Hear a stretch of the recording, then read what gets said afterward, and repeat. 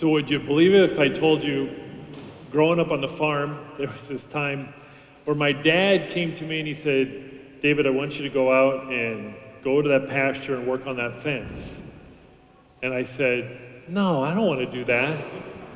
And then, sure enough, I changed my mind and I went out and I was working away hard. And my dad went to my brother Mark and he said, Mark, I want you to go out there and I want you to help him. And he said, oh, sure, I'll do that.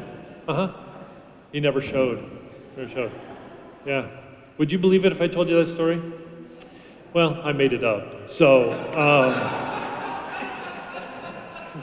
but why let the truth get in the way of a good story, right? Yeah, it was a little bit too perfectly matching with the parable in the gospel today, right? In order to better understand this gospel parable, or the gospel passage that we hear today, I think it's important to recognize the context in which it comes to us. So, right before this in Matthew, the chief priests and the elders, they come up to Jesus who was teaching in the temple area. And they say, whose authority? On whose authority are you teaching here? Right, after all, let's come back and understand who the chief priests and the elders were. The chief priests was a body of men, about 200 of them, who they followed in the line of one of Jacob's sons, Levi, who was of that priestly class, and so they followed in line with Levi, and they had that role of being the ones that were in the know. They were, that was a place of honor, a place of prestige that they held. And the elders too, elders were representatives from different tribes, different villages, who were set aside to study the law with the scribes, the Pharisees, and then rule over others on who is righteous and who isn't. So they had that place where they thought that they were the ones that decided. So they come to Jesus and say, on whose authority are you here teaching? Right? After all, you're not one of our students. And so Jesus responds to them very cleverly. He said, I'll answer your question if you answer one for me. On whose authority did John the Baptist teach? So they huddled together, they talked amongst themselves, and they said, if we answer the authority of heaven, then he'll say, then why didn't you follow him? So we can't answer that way. Okay, well, and then if we say he was teaching on human authority, we'll have all these people who believed that he was a prophet turn against us. We don't want that either. So they break the huddle and they come out and they say, we don't know. And so Jesus says, yeah, well then I'm not going to answer your question either. Here's a story for you. A man had 2 sons, and then he goes into the parable that we just heard.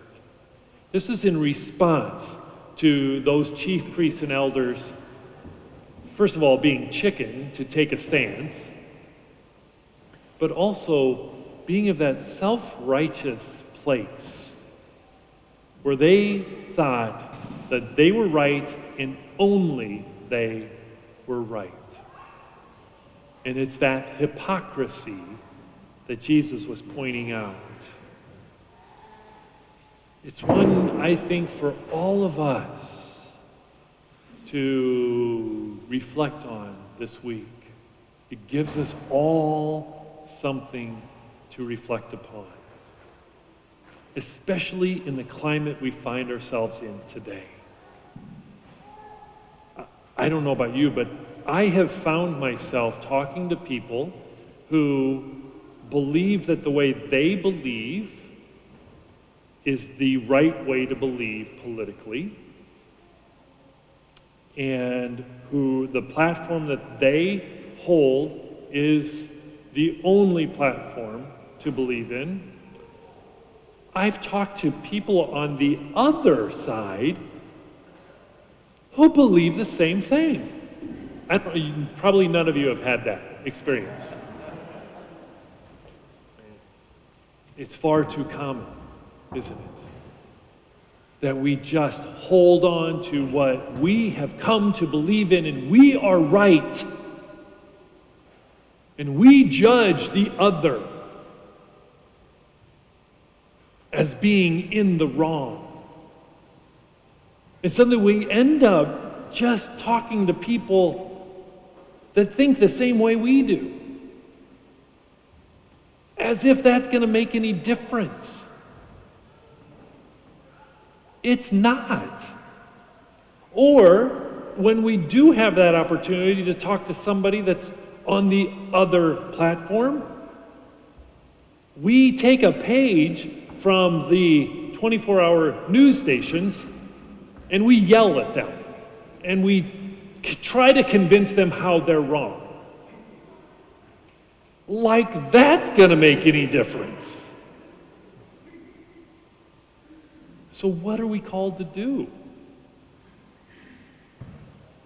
I think what we're really called to do today is to look and humbly recognize that self-righteousness, because we've drank this Kool-Aid or drank this Kool-Aid, that if we're sitting there thinking we've got all the answers and we've got to just try to convince the other,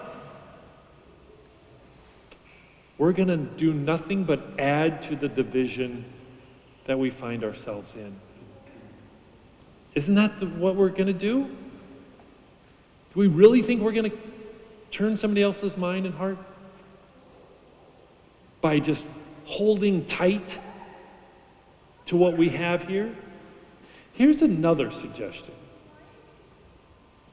To take a much more humble approach and to actually, now this is going to be news, okay?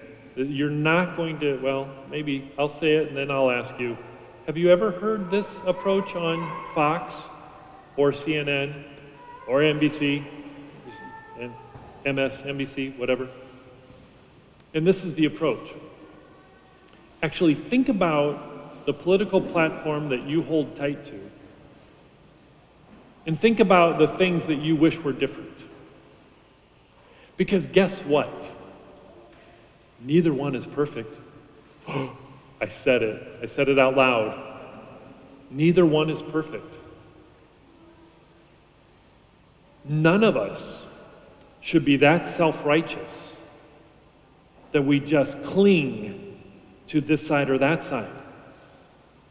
But if we actually see that there are some things, and then, here's another idea, to actually look at the other platform and see, there's some merit in that.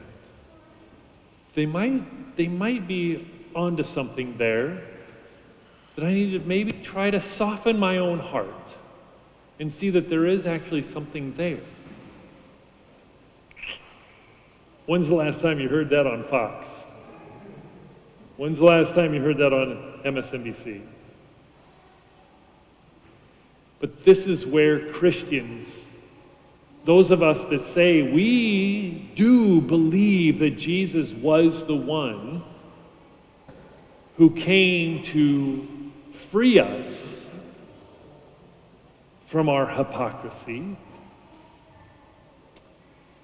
then I believe we have to take a look at that.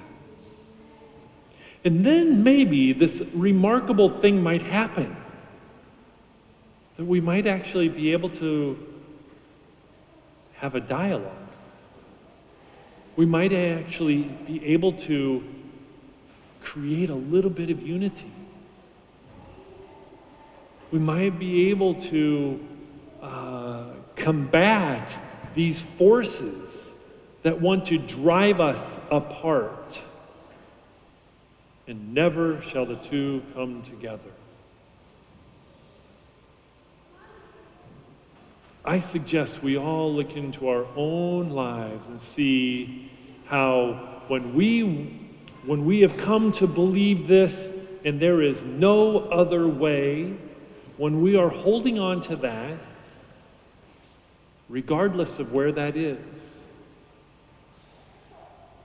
how Jesus is challenging us today to soften our hearts, to come together so that we can follow Paul in his words to the community of Philippi in this letter to the Philippians, where he challenges them to unity. You guys need to hear that one again? I'd love to hear it again.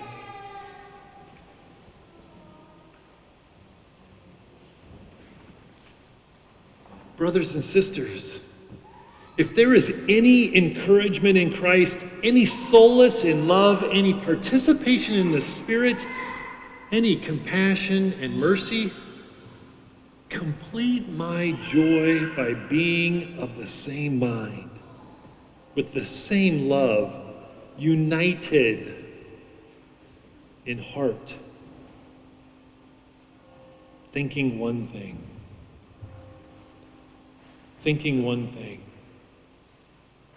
How would Jesus respond?